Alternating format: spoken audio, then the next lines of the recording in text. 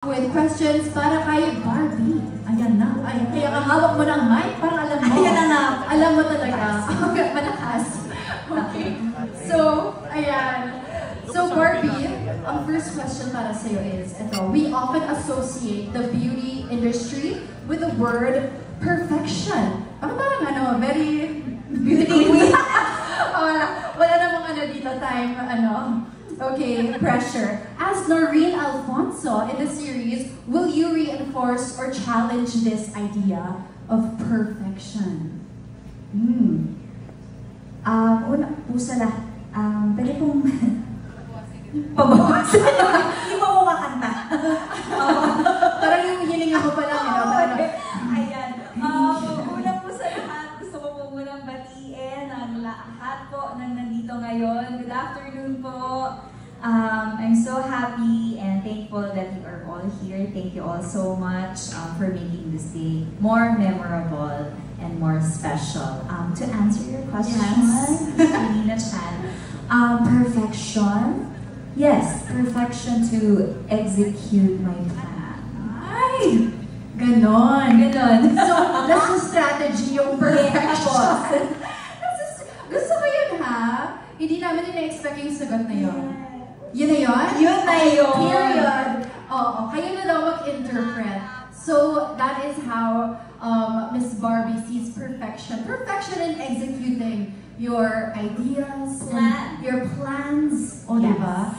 Okay, at dahil dyan, may follow-up question ka. Ay, hindi ka pa tapos. Akala mo nag-period ka na. Okay, so you filmed some of the scenes ng Beauty Empire sa South Korea.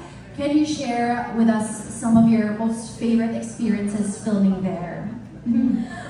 Ayun. Yung siguro yung second shoot namin doon. Nag-lunch break kami. Tapos meron lang kami 45 minutes para kumain.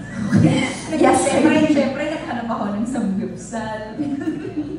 Oo, tapos nakalagay sa doon sa app, 10-minute walk. Okay. Habang kasama ko si Kylie, habang naglalakad kami, parang walang kahit na bakanting lote lang siya talaga. So, may temple area na siya, ganyan. Nakapag-sightseeing ka na. Pagdating namin dun sa area, abandoned na siya yan talaga. So, naging horror din talaga yung lunch break na yun. Nice thing yun. Diba? So, yun yung pinaka-memorable. Alam niyo bakit? Kasi doon kami talaga naging close ni Kylie. Mas naging close. At doon ko masasabi, kalang-kalang din talaga itong babaeng to. Kasi kahit hindi siya sure kung may makakainan talaga kami, sumasama siya talaga sa akin. Kaya maraming salamat talaga, Mariko.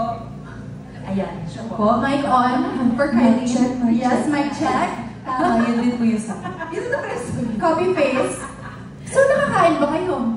Nakakain ng tinapay. Doon na lang kasi yung mga sumunod na mga parang pastry shop na lang, kailangan na namin umalis. So, yun na nga, bread is the answer. Okay. Grabe lang yung 45 minutes for Samgyup, including the travel time. Meron pa kami. Diyan ba sa baba? Hindi, parang hindi ata siya sa baba. Busok eh. Papunta doon. Sige, Mari, puntahan natin. Pagdating doon, ay wala. Okay, very interesting. Well, at least meron yung core memory together. Yes. Ang daming side parang comment horror ako. comedy. Ayan. Okay. Sige, next naman. This is from Sir Ace Perez of Davao Media. This is for you.